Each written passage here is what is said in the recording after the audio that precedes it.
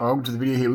This is Lance Armstrong. This is in year 2000. This is when you were 2 years old, Natasha. Oh, really? I remember watching this.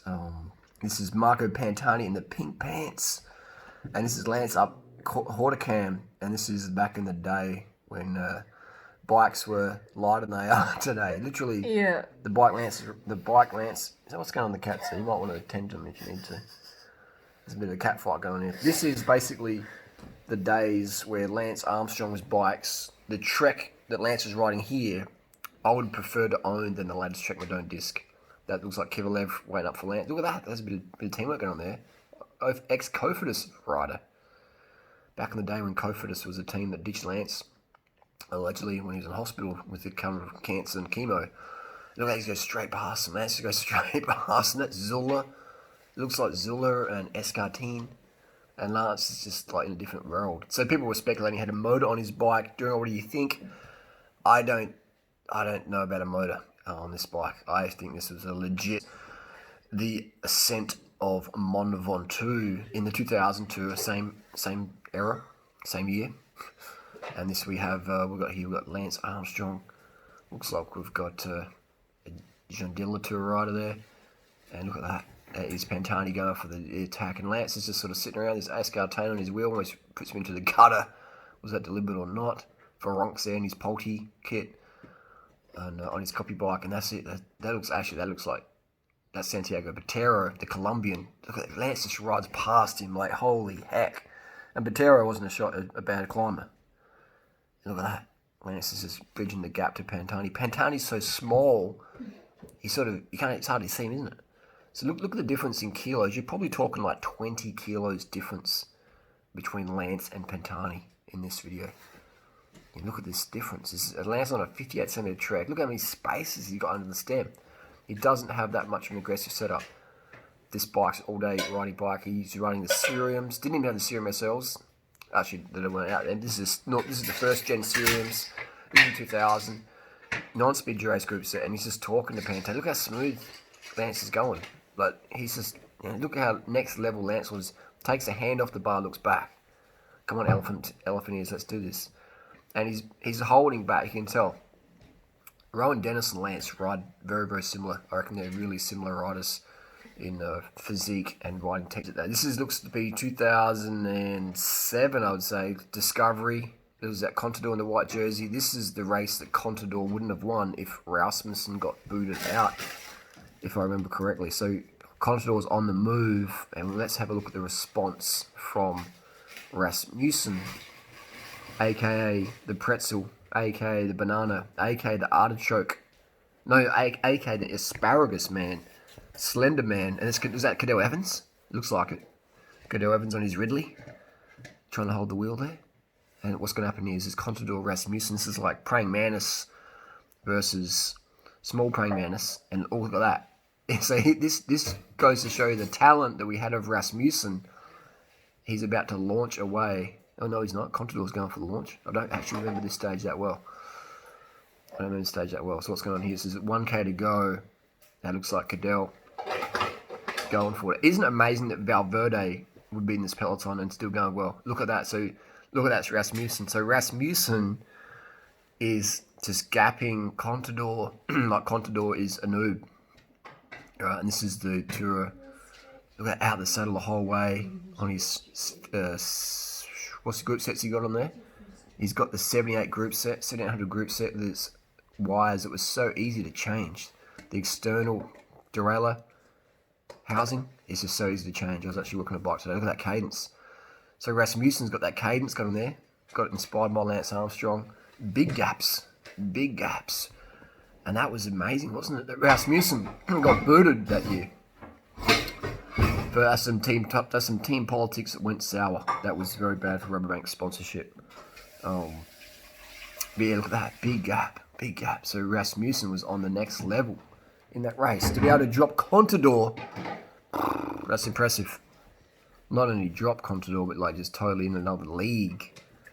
So he dropped Contador like he's a mammal. Rasmussen, the asparagus man. Look at that. Still relatively lucid enough to do his jersey up. And he still could have given a little bit more. Fantastic effort though. We have Landis here.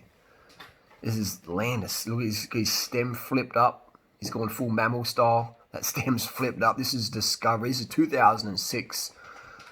This is Lance had retired the year beforehand temporarily. This looks like Sastra, Carlos Sastra. And look at that. Look at that head tube length on that Cimello. It's pretty high, wasn't it? And this is on the BMC. This is when BMC became more famous because of Floyd.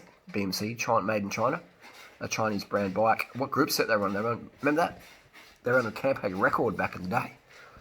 And those Trek 6.9 SSL Madones with the bee's knees, actually, so 5.9. This is Clodden here, and that's Landis there. This is the day after he's lost the yellow jersey. Now he's going to go on the comeback. And this is where... Who was in yellow that day? That was Piero, wasn't it? Someone. Who was in yellow that day? No, it wasn't. It was... yeah, it was. So it was Piero, Oscar Piero. So his teammates are going for what looks like Moreau in the AG2R jersey, if I'm correct. And look how tan they look. Look how tan they look. The Spaniards get that tan, don't they? That glowing golden crisp baked goods. Actually, this looks like Michael Rogers, the Aussie. And that's Clodden definitely on the back there, jumping up. So this is the groups that are running. Look at that stem flipped up. That's really interesting, isn't it? Why did Flanders have this flipped EC90 stem flipped up? Barrero on the drill. Rasmussen, prodigy in the making. And some riders that I don't think that was Moreau. Correction there. So Floyd, look at this cadence. So he's just riding to power. He's got a power tap hub on there. So this is the first ever. This is another day as well. He's got that stem flipped up. So look at that. Look at that stem flipped. And he's got a power meter on their bike. So this is the first stage ever in the Tour de France that I remember, probably in history, that the rider had a power meter and was pacing to power. So Floyd had that advantage working with Dr. Alan Lim. Alan Lim's like, hey, you just hold 350 watts at every climb. No one's going to go on because they're just going to blow up. So, what's going on? There's a cat done diarrhea. I can scratch him everywhere. Come on, I'm trying to do a video here. Skip it professional. I have to edit that bit out. Smells like cat diarrhea in here. But there, Floyd Landis is his stem flipped up, and the power is going by the watts. Look at that punch. Look at that punch. He later tested positive for creatine, Sean Baker's creatine. But you know, no surprise there. But that was really interesting. Let's not, let's take away the unlucky result with the positive. Let's go look at he paced to power. Let's have some notable mentions here, and we have this is what's his name? Forget his. Let me know in the comment section down below. It was a flash in the pan on his Scott bike. It was everyone's favourite rider at the time. What's his name? Let me get it up. Valverde's. Look at that. There's Cadell and there's Valverde. Look at that.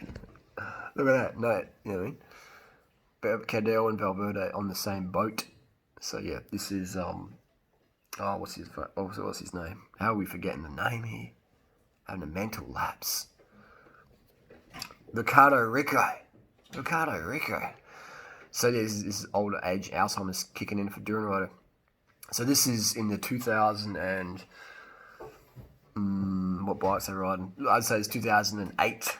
This would be 2008 for me because they're running the 7900 group set, which was released for this tour. Some riders still run 78, but they're running 79 here.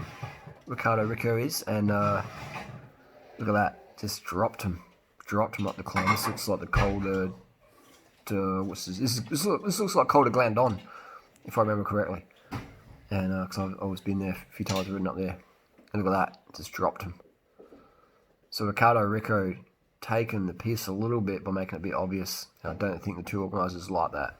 And so yeah, he was just lighting it up. Actually, that looks like SRAM Red. It is SRAM Red. There's at Flesh Wallon, and we've got the Gear Swiss team. They were coached by Dr. Ferrari. This apparently was, from rumours goes, this was the first time the EPO was used in a bike race. Apparently, right? There was that Ferrari in the car just in, and these guys just lit it up. So before this, EPO, from my understanding, was a trial drug. All right, hadn't been really applied in sporting practices yet. But Dr. Ferrari was ahead of the game. He's a gynecologist from Italy. Correct me if I'm wrong. And he's like, we've got to get you guys on this new EPO drug. It will just boost your red blood cells out of sight, and it's as safe as orange juice. All right, so and they just cleaned the race up with no fatigue, nothing going on there. So that was back in the day.